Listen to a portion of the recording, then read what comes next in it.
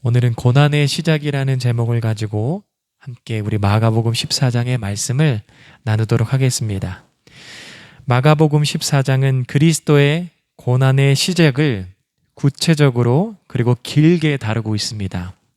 그래서 전체 절수가 72절로 구성이 되어 있어요.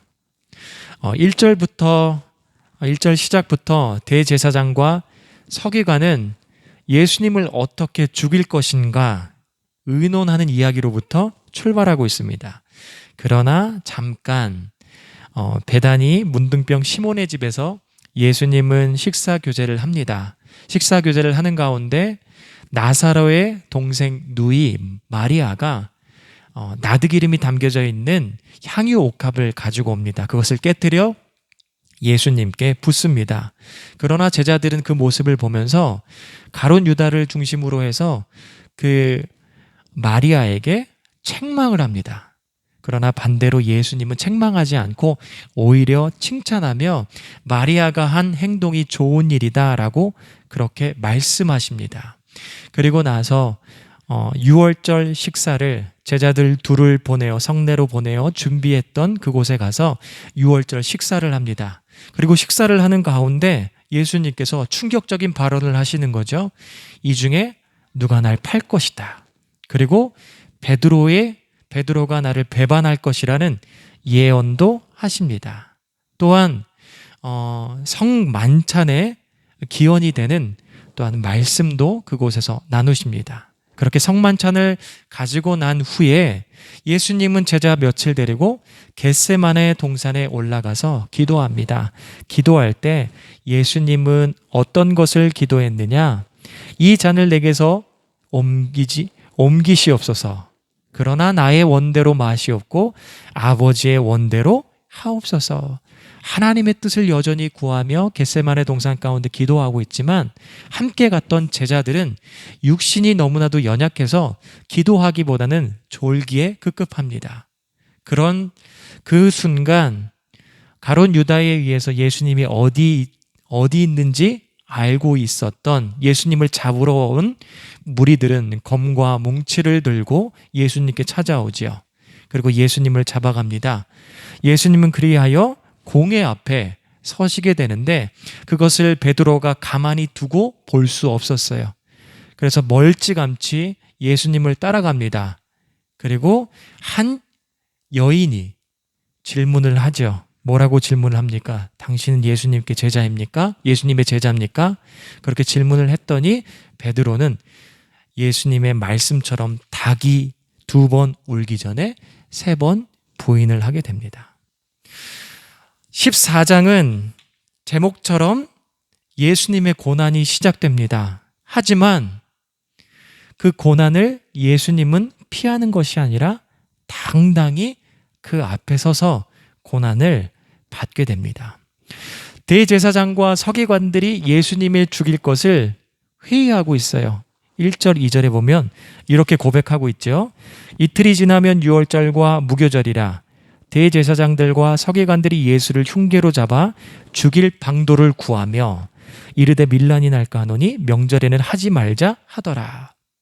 예수님을 죽일 생각을 했는데 그때가 명절하고 겹치는 거예요.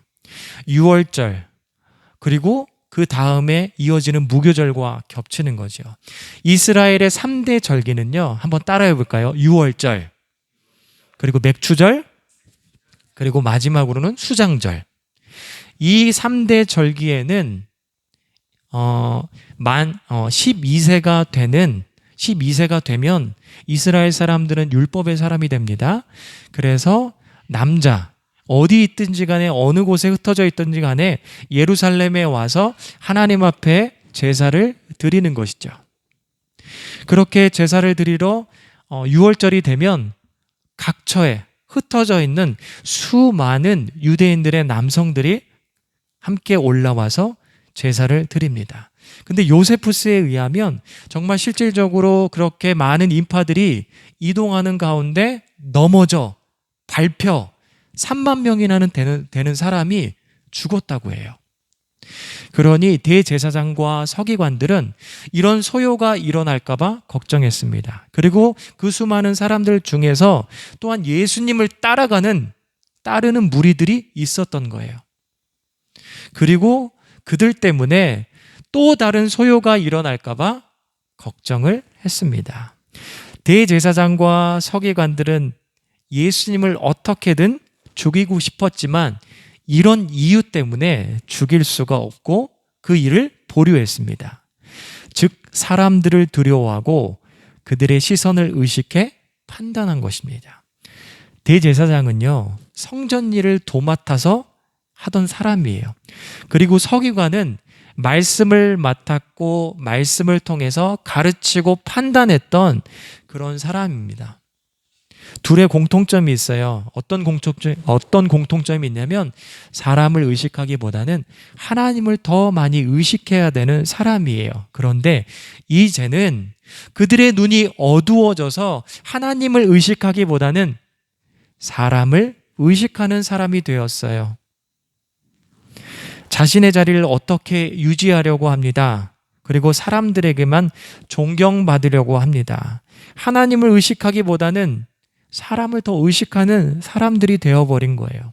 성도인 우리들도요, 바라보는 것이 흐려지면 대제사장과 서기관들과 같이 하나님을 의식하기보다는 사람을 의식합니다. 여러분, 사도행전 5장 29절에 보면 베드로가 이런 고백을 해요. 어떤 고백을 하냐면 베드로와 사도들이 대답하여 이르되 사람보다 하나님께 순종하는 것이 마땅하니라. 사람보다 하나님께 순종하라라고 말씀하고 있는 거죠. 사도행전 5장에 보게 되면 아나니아와 삽비라가 등장을 해요. 근데 이 아나니아와 삽비라에 대한 이야기를 하기에 앞서 초대교회를 이야기하는데 초대교회는 어떤 교회냐? 건강한 교회예요. 건강한 교회. 사도들의 말씀을 중심으로 해서 모이기를 힘썼던 교회입니다. 그리고 기도하기를 힘썼던 교회이고 서로 물건을 팔아 자신의 것을 자신의 소유를 팔아서 함께 나눴던 사람들이에요. 그래서 가난한 사람들이 없다고 말할 정도로 나누는 것을 구제하는 일을 열심히 했던 초대교회입니다. 바나바의 모습을 따라 아나니아와 삽비라도 자신의 소유를 팔아다가 사도들에게 갖다 드립니다. 근데 전부를 드리는 게 아니라 일부를 따로 떼어놨어요. 그리고 마치 전부인 것처럼 드리는 거예요, 사도들에게. 그러나 베드로는 이 모든 것을 다 알고 있었습니다. 그래서 아나니아에게 질문하고 삽비라에게 질문했습니다. 질문하는 것은 돌이킬 시간을 준 거예요.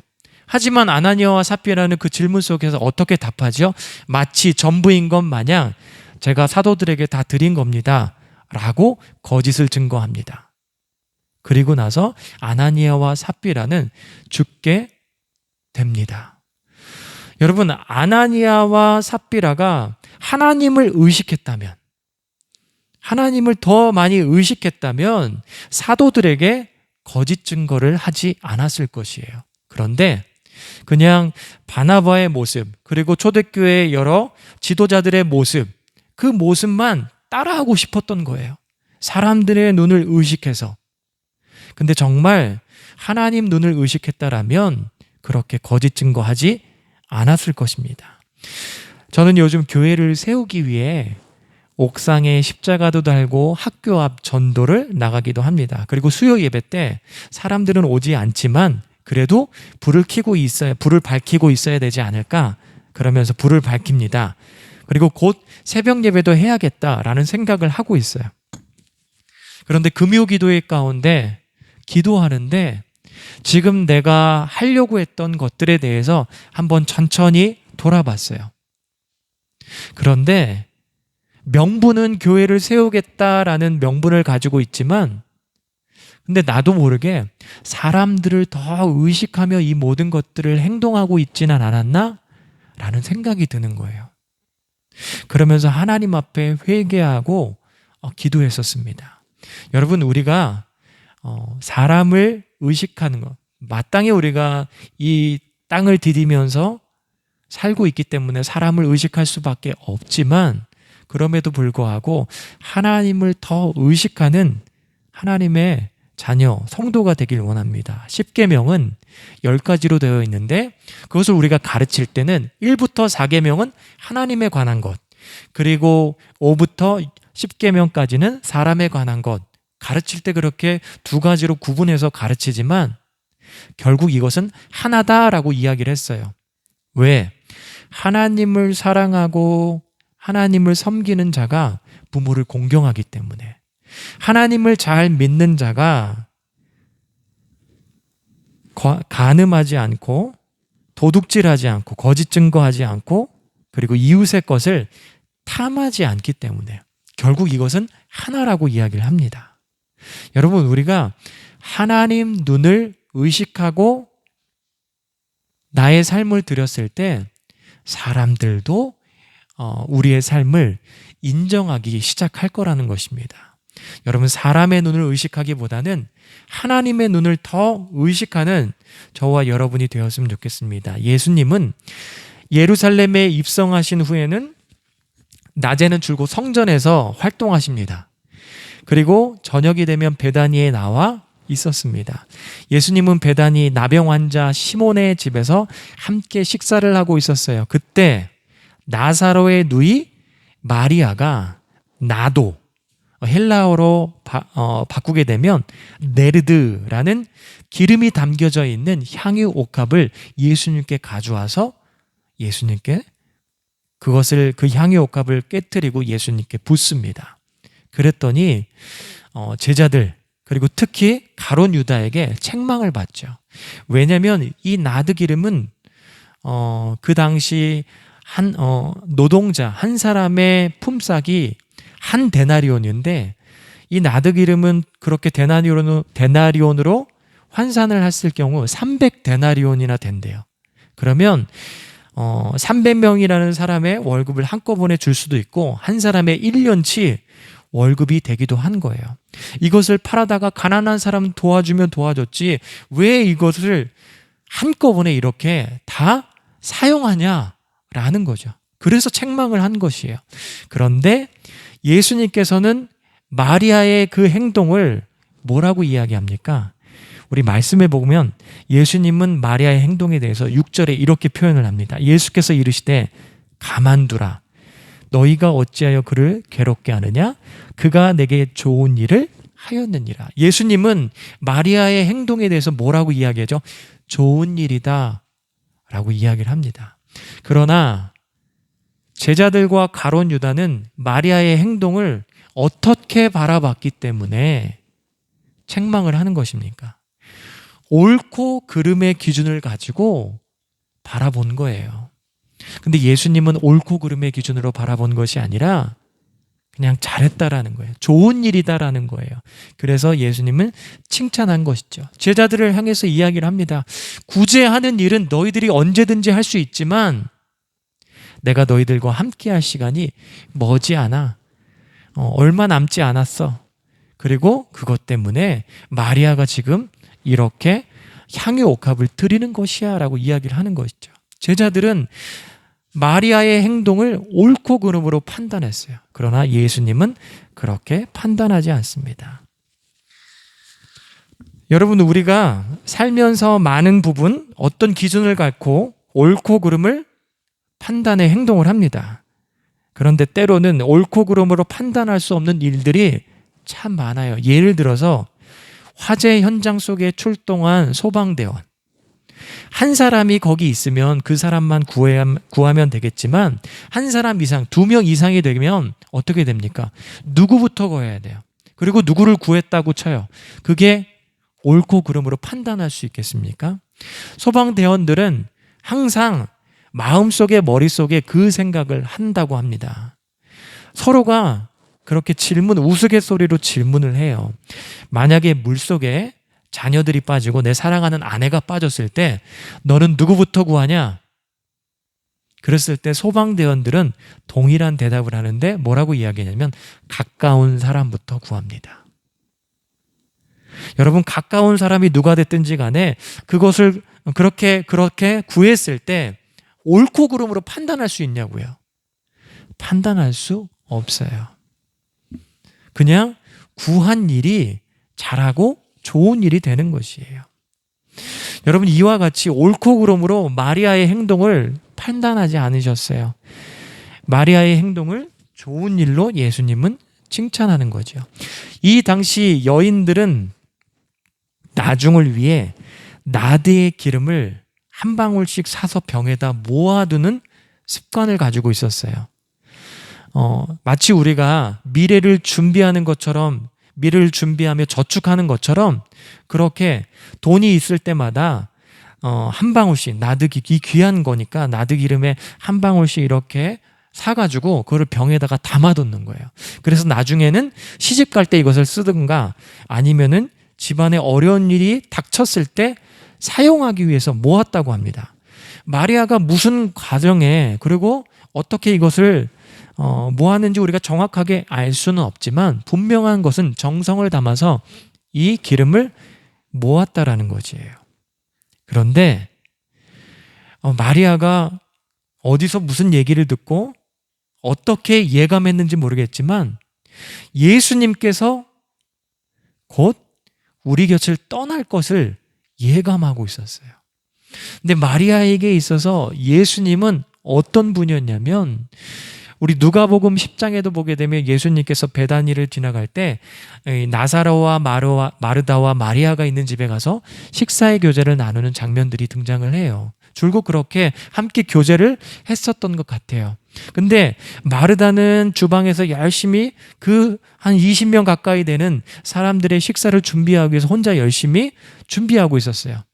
근데 마리아를 보니까 나를 도와줘야 되는데, 내 동생이 도와줘야 되는데 나밖에 없는데 도와주지 않고 어딨나 봤더니 예수님의 말씀을 경청하는 그 자리에 있었던 거예요. 거기에 앉아서 마리아는 예수님의 말씀을 들었어요.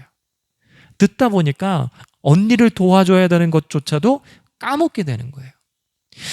마리아는 예수님의 자신의 삶에 있어서 예수님의 말씀을 듣는 그 시간들이 그 어떠한 시간들보다 두껍게 여겼던 거예요. 그러니 그 말씀을 듣는 가운데 예감을 한 거죠. 예수님이 곧 우리를 떠나겠구나. 그리고 예수님을 더욱더, 의미 있는 예수님을 더욱더 기억하고 생각하기 위해서 자신의 것을 지금 드린 거예요. 근데 이 향유옥합을 드리는데 어떻게 드렸습니까? 머리에 붓고 그 다음에 발에 붓고 자신의 머리카락을 풀어서 닦았다라는 거예요. 이스라엘 사람들에게 머리는요, 영광을 상징한대요. 그리고 머리를 풀어 헤치는 것은 자기가 부정하다라는 것을 인정할 때 머리를 헤치는 거죠.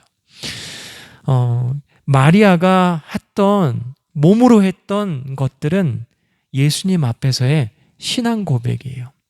내가 예수님을 만난 것이 나에게 있어서는 영광입니다 라는 신앙적인 고백인 것이죠. 그리고 자신의 머리를 풀어 헤쳐서 발을 닦았던 것은 나와 함께 교제할 수 없고 식사할 수 없는 나는 더러운 죄인인데 그 죄인과 함께 식사를 해주시고 또한 그 죄인을 살리기 위해서 순종의 길, 고난의 길을 가신 예수님을, 그 장례를 미리 준비한 것이죠.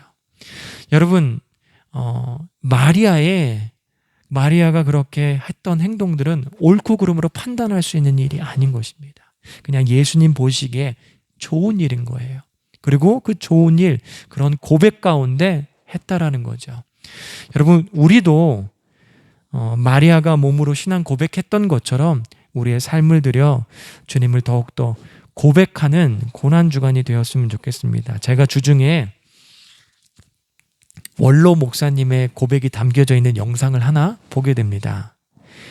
그 영상에서 목사님은 지금 현재 목회하고 계시는 목사님들 상대로 강연을 하신 거예요. 근데 세 가지 이야기를 하시는데 주제가 뭐였냐면 은퇴하고 목회하면서 후회되는 세 가지를 나눠주신 거예요. 세 가지. 첫 번째가 뭐냐면 교회가 사회를 위해서 한 것이 없어서 후회한다 라는 그런 내용을 가지고 전달했습니다. 그리고 두 번째로는 내 목회의 열매가 이것밖에 안 되는 건가? 물론 그 목사님의 기준이, 원로 목사님의 기준이 높아서 그런 이야기를 했을 수도 있습니다. 세 번째, 뭐라고 고백을 하냐면 마지막으로는 예수님께 더 미치지 못해 후회한다라고 이야기를 하는 거예요. 다른 첫 번째, 두 번째도 좋았지만 세 번째가 참 마음에 와닿더라고요. 여러분, 우리가 예수님께 더 많이 미쳤으면 좋겠어요. 이 말은 다르게 표현한다면 오늘보다 내일 더 예수님을 사랑했으면 좋겠어요. 그리고 마리아와 같이 더 좋은 일들을 예수님 앞에서 했으면 좋겠습니다. 12절부터 26절은 예수님께서 성내로 들어가 제자들 둘을 미리 보내시죠. 그래서 장소도 섭외하게 되고 6월절 음식을 그곳에서 함께 나누게 됩니다. 근데 그렇게 6월절 식사를 하는 가운데 예수님께서 충격적인 발언을 하시죠. 어떤 발언을 하시냐? 나와 함께 식사하는 자 중에, 그리고 그릇에 손을 넣은 자 중에, 그릇에 손을 넣었다라는 것은 그만큼 가깝다라는 거예요. 그 중에 나를 팔 것이다. 6월절 식사를 하는데 제자들이 이 예수님의 충격적인 발언을 듣고 나서 어떤 생각이 들었겠어요. 그리고 음식을 먹는데 입으로 들어가는지 코로 들어가는지 아마 몰랐을 것입니다. 근데 예수님께서 말씀하신 제자가 누군지 우리는 이미 다 알고 있어요. 누구죠? 가롯 유다입니다. 가롯 유다. 오늘 10절의 말씀에 보게 되면 우리가 10절까지 읽지 않았지만 10절에 보면 12 중에 하나인 가롯 유다가 예수를 넘겨주려고 대제사장들에게 가매. 대제사장들에게 가서 예수님이 언제 어느 곳에서 기도할 건데 거기에 제자들이 많이 없습니다. 그곳에 가십시오. 정보를 주는 거예요. 얼마를 받고? 30세겔을 받고 예수님을 팔아버려요. 근데 가롯 유다는 예수님의 12 제자 중에 한 사람이에요. 12 제자이다 보니까 예수님께서 하신 그 수많은 이적들, 병자들을 고치신 일, 귀신을 쫓아낸 일을 직접 눈으로 목도했던 사람이에요. 그리고 권세 있는 말씀을 가까이서 들었던 사람입니다. 그리고 지금 이 순간에도 예수님과 함께 6월절 음식을 나누면서 함께 성찬식을 거행하고 있어요. 그러나 결론은 예수님을 대제사장들에게 넘기게 됩니다. 이 모습이 우리에게 말해주고 있는 것이 무엇입니까? 예수님이 하신 일들을 참여했다고 해서 구원이 보장되는 것이 절대 아니라는 거예요. 이걸 다른 식으로 표현하겠습니다. 교회가 하는 일에 참여했다고 해서 나의 신앙이, 나의 구원이 보장되는 것이 아닙니다. 마리아와 같이, 나사로와 같이, 마르다와 같이, 그 베다니의 문둥병 시몬과 같이 예수님을 정말로 만나야 되고 믿어야 되고 마리아와 같은 신앙 고백을 삶 가운데서 해야 되는 것이에요. 근데 우리는 간혹 착각을 하는 것 같아요. 어떤 착각을 합니까? 특히 우리 자녀들, 목사님의 신앙이, 그리고 엄마 아빠의 신앙이, 그리고 누군가의 신앙이 나의 신앙인 것처럼 착각하는 경우가 있어요. 그게 아니라 내 신앙이 정말 내가 정말 예수님을 믿는지 날마다 예배 가운데, 기도 가운데, 찬양 가운데 점검해야 됩니다. 그리고 그 사람의 열매는, 삶의 열매는 고린도전서 10장 32절과 같습니다. 그런즉 너희가 먹든지 마시든지 무엇을 하든지 다 하나님의 영광을 위하여 하라. 내가 하고자 하는 일들이 다 주님께 영광을 돌리기 위해서 시작하더라는 거예요. 여러분, 신앙은 칫솔질과 같다라는 말이 있어요. 여러분, 우리가 칫솔질 언제 하나요? 명절 때만 하나요? 아니면 날 잡고 하나요? 아니면 매일매일 하나요? 매일매일 합니다. 최소한 적어도 2번은 매일매일 우리가 칫솔질을 합니다. 그리고 칫솔질을 할 때 남의 것으로 하면 돼요? 안 돼요? 안 돼요. 아무리 가까운 남편과 사랑하는 아내 사이라 하지만은 아내가 남편의 것을 가지고 칫솔질을 했다고 칩시다. 그러면 아내의 반응이 어떻게 하죠? 그럴 거예요. 아우 개운해. 이런 반응을 하기보다 아유 잘못 썼어. 그렇게 아마 반응을 할 거예요. 여러분 내 것으로 했을 때 개운하는 것이에요. 그런 것처럼 신앙은요, 우리가 매일매일 믿음을 가지고 살아야 되는 거예요. 그리고 남의 것이 아닌 나의 것이 되어야 됩니다. 여러분 절대로 교회에서 하는 일, 그리고 그것을 우리가 참여했다고 해서 우리의 신앙과 구원이 보장된 것이 절대 아닙니다. 매일매일 예수님과 동행하고 나의 믿음으로 서야 되는 것입니다. 그리고 예수님은 마지막 만찬을 하시며 제자들과 떡과 포도주를 나눠주십니다. 그 말씀이 22절부터 24절까지의 말씀입니다.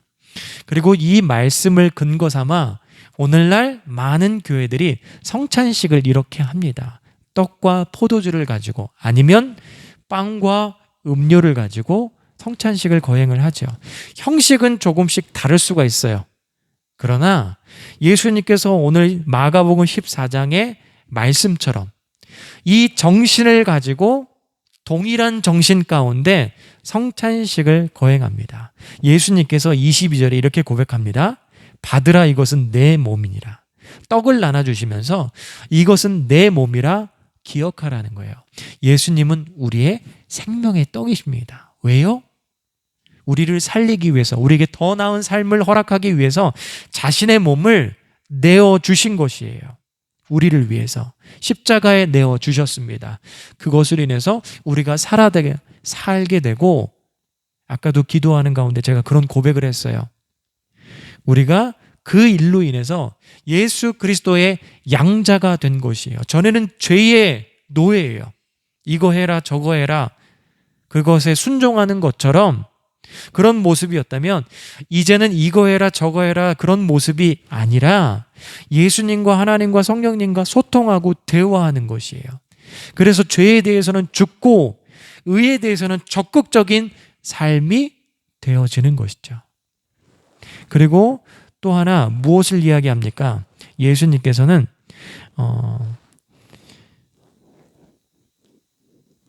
24절에 이르시되 이것은 많은 사람을 위하여 흘리는 나의 피 곧 언약의 피니라. 포도주를 향하여 뭐라고 이야기합니까? 언약의 피다라고 그렇게 이야기를 해요. 이스라엘 백성들이 출애굽기에 보게 되면 애굽으로부터 출애굽할 때 마지막 심판이 뭐였냐면 장자의 죽음이었어요. 근데 그 장자의 죽음을 피할 길은 오직 어린 양을 잡아서 그 어린 양의 피로 문설주에 바르고 임방에 바르는 거예요. 그 언약의 피를, 그 약속의 피를, 그 어린 양의 피를 발랐을 때 심판이 패스오버, 넘어가 버린 거예요. 그게 바로 유월절인 거예요. 근데 그 말씀에 순종하지 않았을 때는 아무리 하나님께서 택하고 선민 백성 이스라엘이라고 하지만 심판이 임하게 되는 것이에요. 그 피를 발랐을 때 약속대로, 언약대로 심판이 넘어가게 된 것이죠. 그래서 언약의 피라고 이야기를 하는 거예요. 우리가 하나님의 말씀을 실천하지 못하고 마리아와 같은 신앙 고백 가운데 살지 못하고 넘어질 때도 있습니다. 그런데 나와 약속한 것이 있기 때문에 다시 한번 자녀로서 살 기회를 주신 것이에요. 여러분, 이번 주 오늘부터 금요일까지는 우리가 고난주간에 해당됩니다. 이 고난주간 예수님께서 그 고난의 길을 어떻게 걸어갔었습니까? 마지못해 걸어갔나요? 아니에요. 우리를 위해서 적극적으로 그 길을 걸어가셨어요. 그것을 우리가 묵상하고 또한 마음에 새기고 신앙 고백할 수 있는 저와 여러분이 되길 간절히 소망합니다. 말씀을 마치도록 하겠습니다. 함께 묵상하며 기도하겠습니다.